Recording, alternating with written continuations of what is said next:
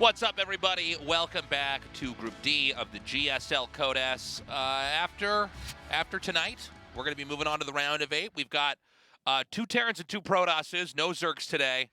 Yeah, no Zergs today. 2 Zergs in the round of 8. Depending on how things go, possibly no Protosses in the round of 8 if we don't get a Protoss surviving here tonight. Yeah, so far, I mean, 2 Zergs and then nothing but Terrans advancing to the round of 8. So I'm hoping that someone between, Creator and Classic will find some magic stuff and give us some Protoss hope here in the round of 8. Yeah, I think we're going to get at least one Protoss to advance. The thing is, Bunny seems to be in such great shape today. I can't imagine him not getting out of the group. I think he's a shoo-in. INnoVation, I don't know what to say. I mean, I've got more questions than answers. We're just going to have to see what kind of shape he's in. We saw stats just the other day absolutely get crushed, not in the right shape to be, I guess, competitive here in the GSL. Not the same stats we knew from years past before his military service.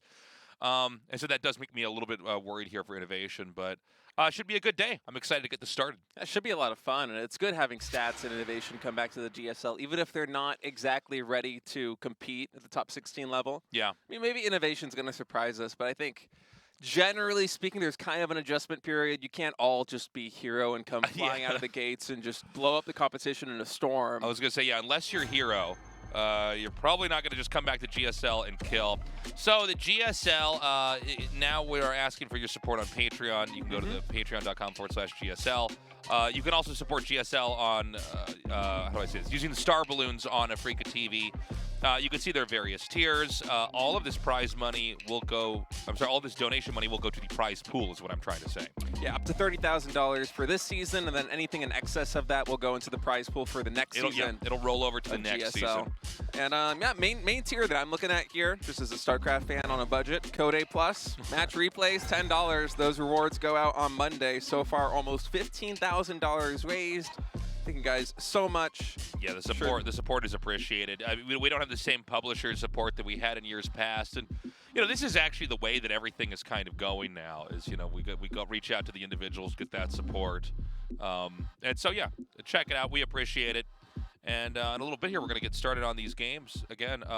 We started out with almost no Zergs in this GSL. We have 2 Zergs that have advanced. Yeah, 2 out of 3, not bad. The rest are Terran, and then no Protoss.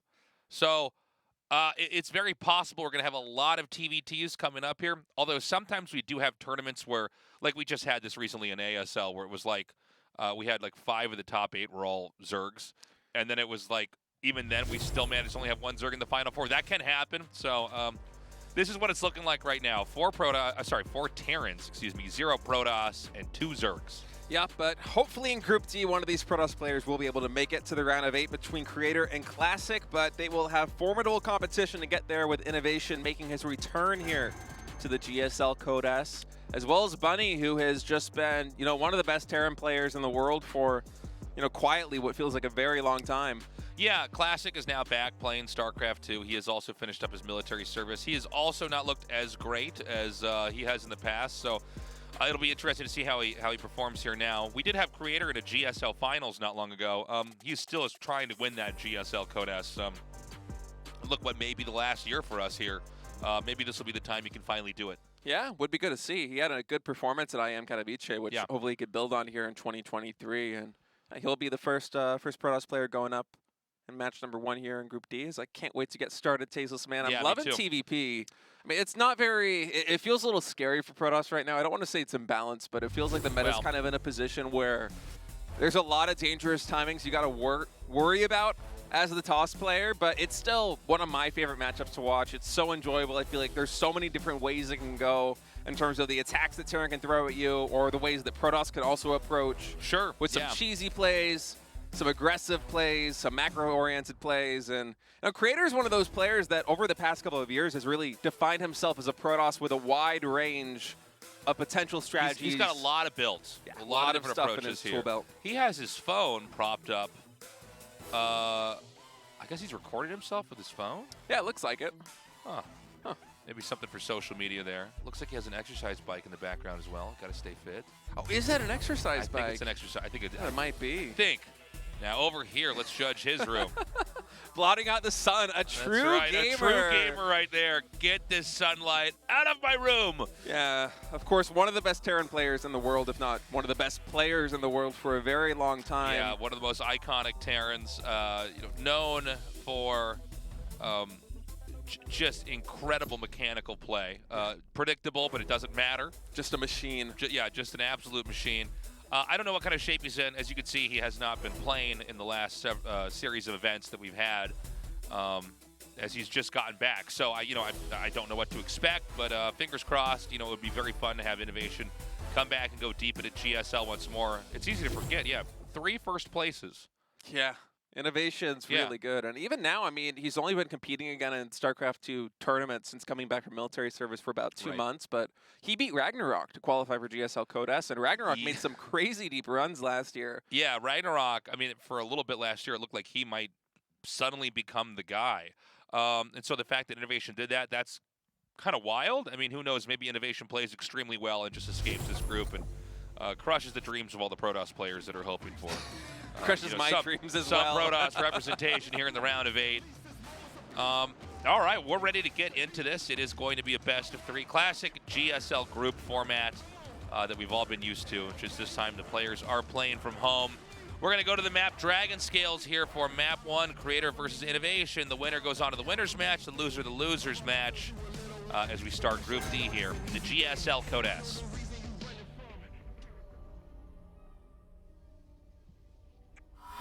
Club NV, Creator.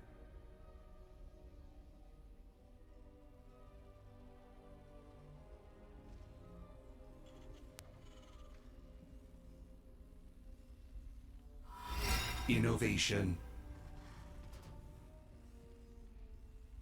Always good having gamers return back to the GSL.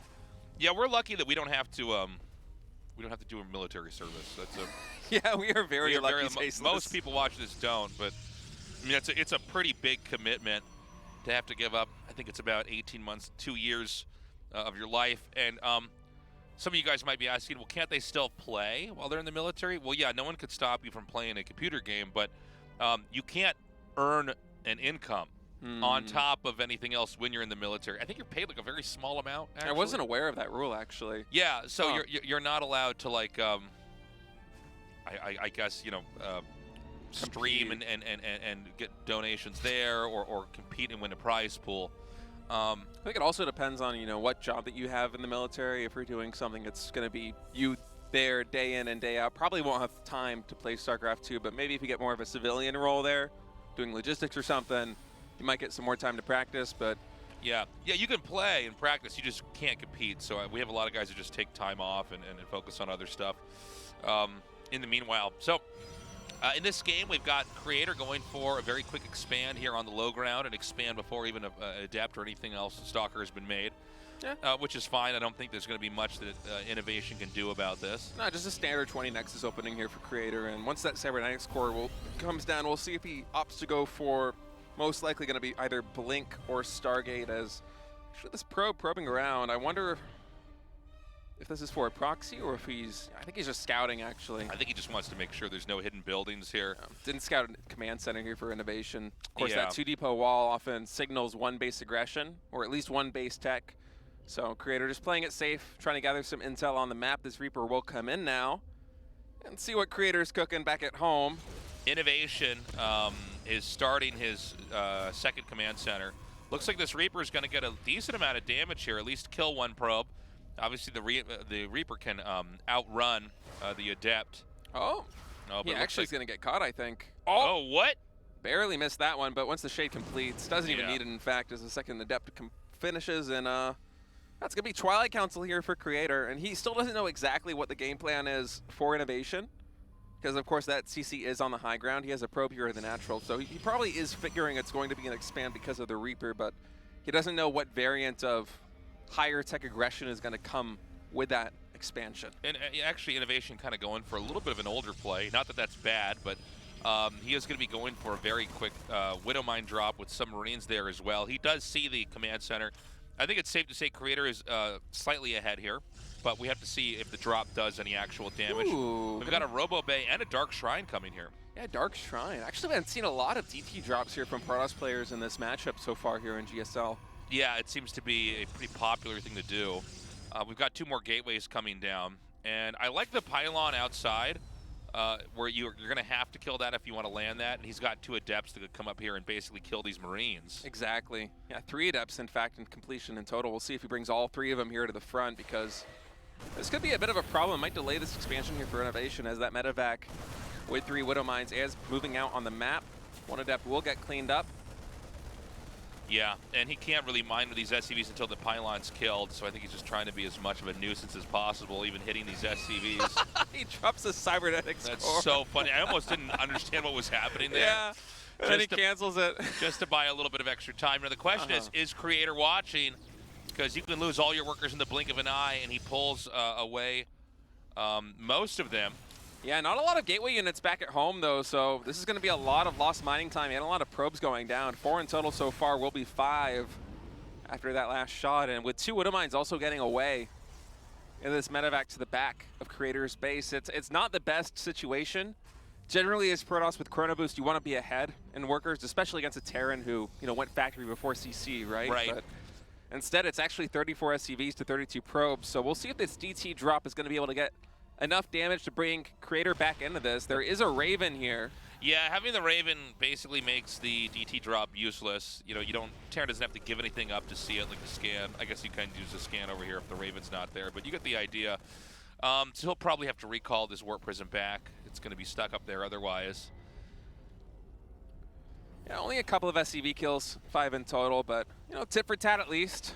Creator does retake that worker lead, which he does need, and opting for DT Blink as well. So some interesting tech choices coming out of Creator here in game number 1.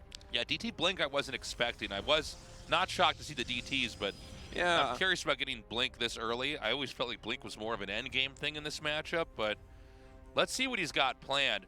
INnoVation is staying back. He's powered up. He's got a lot more barracks finishing. He's going to have a real powerful engine to produce a lot. We don't see a 3rd command center, so either Terran has to attack or expand much later. On the Protoss' side of things, we have the 3rd Nexus coming down, and that DT Blink is about halfway done.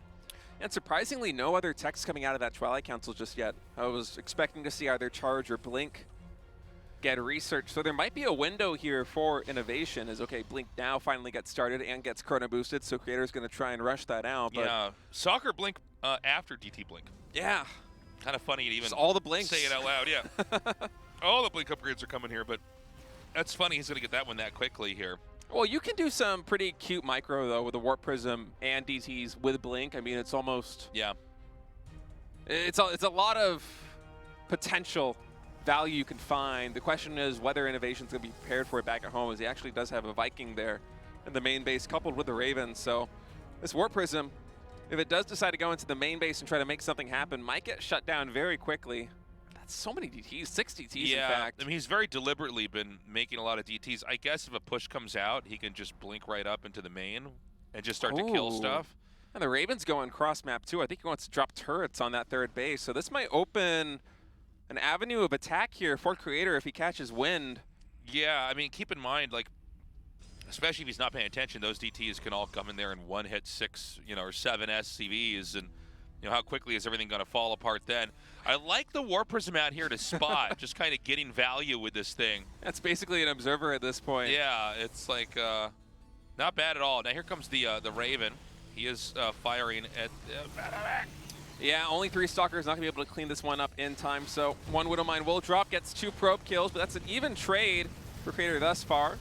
Turrets drop as well, and that's going to be the cue for Creator now to come into the main base and try and find some damage. There are scans banked up, but this is 60 Ts. Yeah, I mean, this is just so much damage coming right out right away. That's already 14 workers killed, and he scans and he's like, oh, I don't even have enough to fight that. That's actually so many DTs. This is cool. Crazy. Oh, he's going to get, okay, Concussive Shell. I got a little excited there. I wasn't sure where the upgrade was at first. Like, oh my God. Tastes, imagine getting Stim or something with this, but no. Okay, so the push is going to come down here. I'm a little bit worried Terran might just have enough to win the fight. He's going to morph 3 Archons here. Oh no, I think he recalled with a 3rd Nexus and then it died, so the recall got canceled. I think that's what just went down there. So these Archons going to die in the main base now of INnoVation, and INnoVation Stim to win here. Natural expansion, no more force fields left in the bag. Battery overcharge will come down, but this is a formidable force here at the natural expansion of Creator, as he might have overcommitted just a little bit there with the DTs, but that's a lot of gateway units. Yeah, he's going to take out the pylon. Less production now as two of those gateways are gone.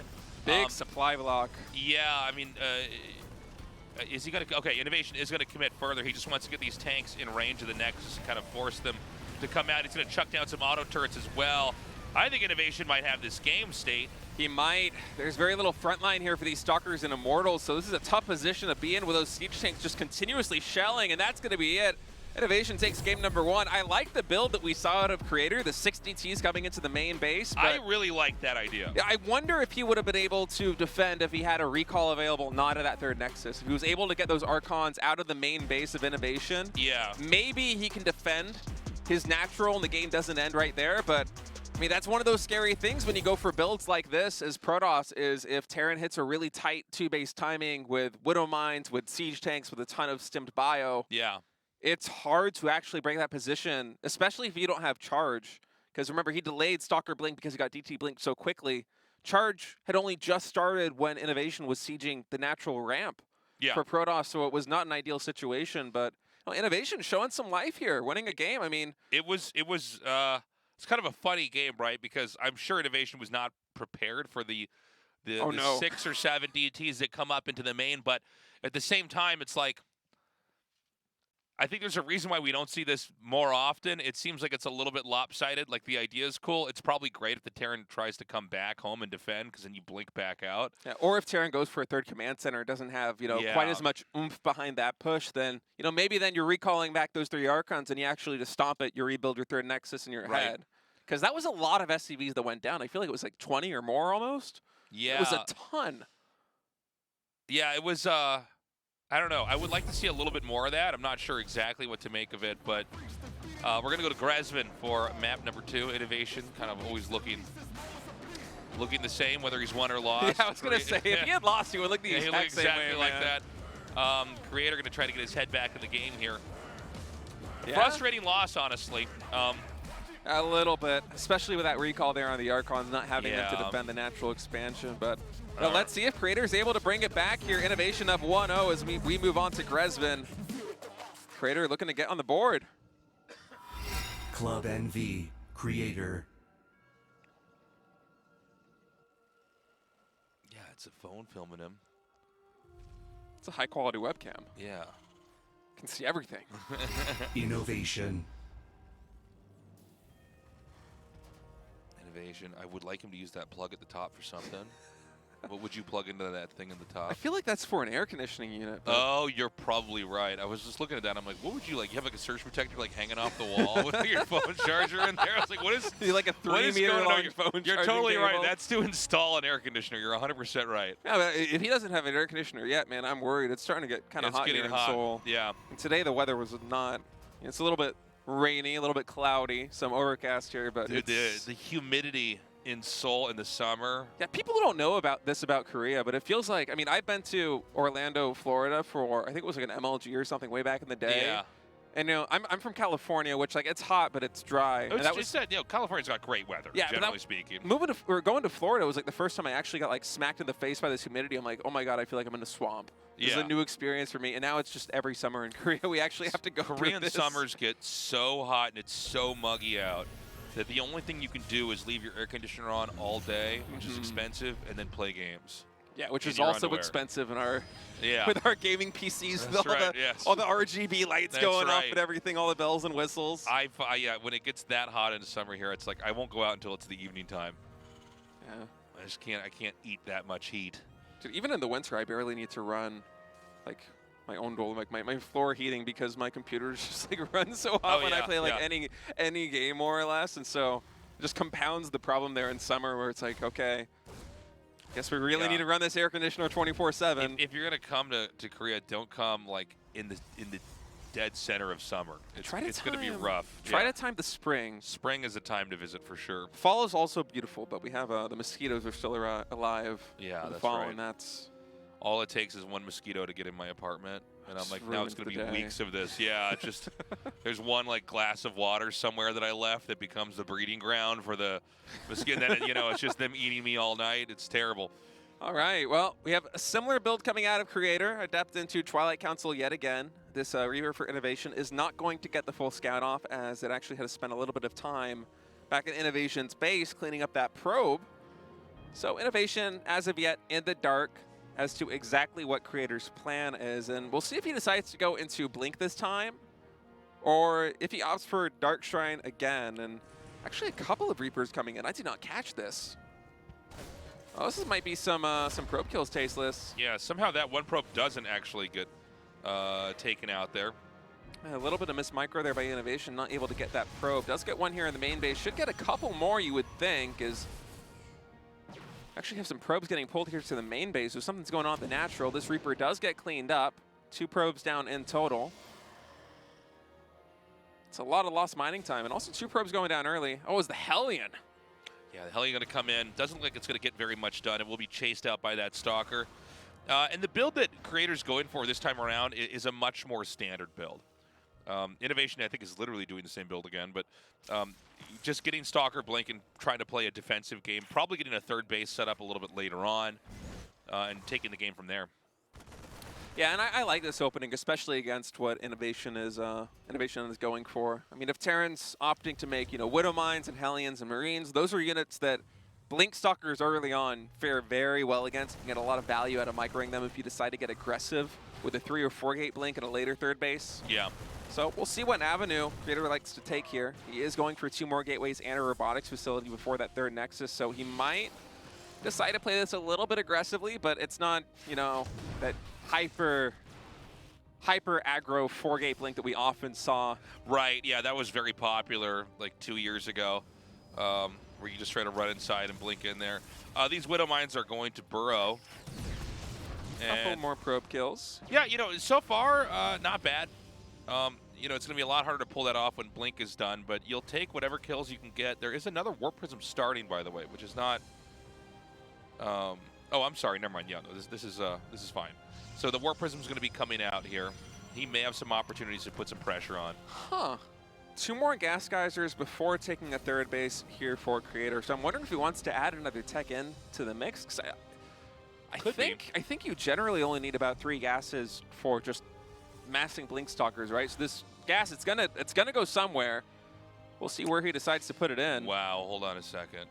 Oh, this might be so sick. Oh, he saw it, but a little bit indecisive there. Yeah, he was like over that like kind of high ground corner. Mm-hmm. That's wild. That may just take the wind out of his sails entirely, because like, how are you going to be aggressive with a Warp Prism when it's at, in the red? Ooh, Templar Archives into third Nexus. I like this. A little bit of a mix-up here for Creator. Yeah, I guess That's he just fun. wants to try to rush into Psystorm, so that if the push comes, he just, flattens it with Psystorm and the game goes on. Yeah, I would love if we just stayed on the production tab for a little bit here, because I want to see the timing for Charge and potentially a Forge to see, what combination he's going to go with. And yeah, it's just going to be straight up Storm. So now going back to that Widow Mine hitting the Warp Prism there in the middle of the map, that actually starts to impact things a little bit more than I was anticipating, because, the Warp Prism is going to be the shuttle that is going to be controlling those Templars pretty much throughout the mid game. Yeah, that's a good and point. So they get like 10% of HP. I mean, of course, his shields, they do regenerate, but... And whenever that happens to me, I'm like, am I just supposed to make another Warp Prism here? Like, should I just like get rid of this one and just make a new one? Like, I'm bad enough that I would. Yeah. Just like have one camped by the Terran's base, the one with low HP, be like, okay, at some point I'll just use this to warp in like 5 charge zealots and like cause some problems, and then give myself a little bit of a buffer here with these Psystorms. But we've got the third command center starting. Yeah, third CC here for INnoVation. Charge now underway for Creator. So Terran generally lags behind a little bit in expansions in this matchup, but overall you want to try to stay even in matchups. And I don't know that this is a push. This looks like he just wants to try to come out here and secure the position at the third, but maybe he'll push too. Stim isn't that far off either. I think he might, with how delayed this third base is. I would be surprised if INnoVation didn't try to exert at least a little bit of pressure here, especially with Creator now going for what might be a fourth base. Those minerals adding up, but with this push coming across the map, I wouldn't be surprised if he decided to put that thought on hold. Is actually hold that thought. And this storm comes in. INnoVation with a fast reaction. Not too much damage. Auto turrets drop now into the third base, and soon the natural here for Protoss will cause a little bit more chaos. Yeah, just being a little bit annoying right now. But Terran is still intent on pushing. Now, I feel like Protoss does have the answer, but this will also come down to execution. Like, can he make those storms actually land perfectly on their targets? It's a lot of Marines. I'm worried about that Warp Prism, Tasteless. This can go really bad really quickly. And actually, INnoVation going straight to the main base. There's nothing here to defend, so these siege tanks, they will drop, and they will be able to siege up. And actually, the Widow Mine's coming back into play, this is too. Wild. He's going to siege up right over here. All right. Storms beautifully coming down on the Terran army. Oh, man. Completely destroying that. Yeah, that backfired. I think a little bit too deep there. That recall coming in. One of the benefits of recalling in a situation like that is that all those units, they're going to spawn kind of in a circle around the Nexus. They're not going to clump up. So then those siege tanks, they're not going to get the best hits. And also, it's really hard in the moment to find a clump of, you know, stalkers or something that you want to focus down. So Crater coming in with Storm with a nice surround there from that. And INnoVation, he's just going to go in again. He's recalling the Templars right in there, right? Yeah. So it's not even like he's like having to work that hard. I don't think Crater's anticipating this, though. Yeah, this was kind of a crazy move, certainly unexpected. And these Zealots, I mean, the warping of Zealots is not going to quite be enough, and so Crater's going to have to take his pretty slow, clunky army all the way back here. Now, the Psy Storm drops are good. You can see that Protoss has to work a lot harder if they're going to try to like hit a position by dropping the Storms in versus just like recalling that you storm whatever is the biggest clump of Terran units you can see. INnoVation's actually getting a considerably bigger army, even though we're seeing Crater fight him off pretty well. Yeah, I feel like the first trade there for Crater went quite well, but INnoVation just with some six Star Sense coming back with those 3 medevac drops and picking up a good number of probe kills, getting a pretty even military trade, and back at home, he's actually been pumping ghosts behind this, 4 in total now. So this army composition here for INnoVation looking really strong against what Crater's got, and keep in mind, Crater with only 3 Templar, I don't know how much energy these have because he's been having to use a lot of Storm over the past couple minutes. Yeah, it's a good point. He may have, you know, Templars without really much energy. This is a lot of mines coming down here. I feel like INnoVation has one of the ideal compositions here to deal with what Crater has on the field. Crater, I think, possibly trying to wait to buy some time for a few more Psy Storms, but INnoVation really pushing. Yeah, and he's basically drawing out a lot of these units into the mines. There are so many mines here. Like, it's actually wild. I think that we might just see INnoVation, like, strong-arm the Protoss and just close this game out. Now, only 1 Storm. It's a good one, but there's just so much here for INnoVation. 95 army supply to 40, and we might have a really fast 2-0 here. This is a dangerous spot for Protoss, man. I don't think Creator's going to be able to wiggle his way out of this one. That's it. GG, INnoVation 2-0's Creator. Especially in Game 2, he just looked like so much better than Creator. Like, you know, and it was funny, too, because INnoVation had these attacks that weren't exactly ideal, but then you come back and it's like, I guess he's just macroing faster.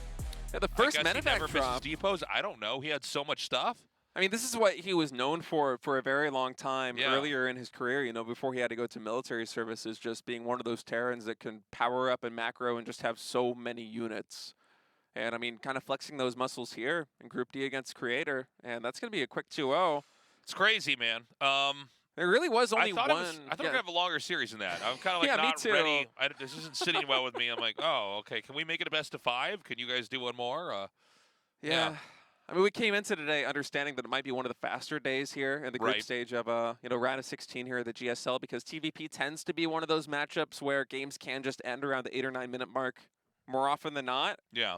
But, yeah, I was not expecting such a fast 2-0 there from INnoVation. We've got another TVP coming up. It's going to be Classic versus Bunny. Remember that we do not have any Protosses in the round of 8 yet, and this is the last day of the round of 16, so fingers crossed we get one through, but I think it's going to have to be Classic if it is going to be a Protoss that survives, because right now Creator is looking outclassed. I have to imagine Bunny is in better shape than INnoVation. Yeah, and, I would think so. Bunny, he's just always been solid, always making deep runs in Code S. He's been in Code S forever. And guys, we're going to go to a break. When we get back, another TVP is Group D continues on. Don't go anywhere.